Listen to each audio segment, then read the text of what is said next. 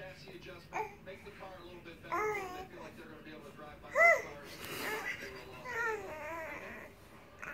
Daniel Henry making his way towards the front. He qualified 11th and pretty much stayed in that first part of this race, but the car was so loose he could not hustle this 21. Last time down the road, crew chief Danny Stockman and crew removed a right rear spring pressure adjustment, and he's getting spots in the last 10 or 15 laps. So let's see if he can climb this time.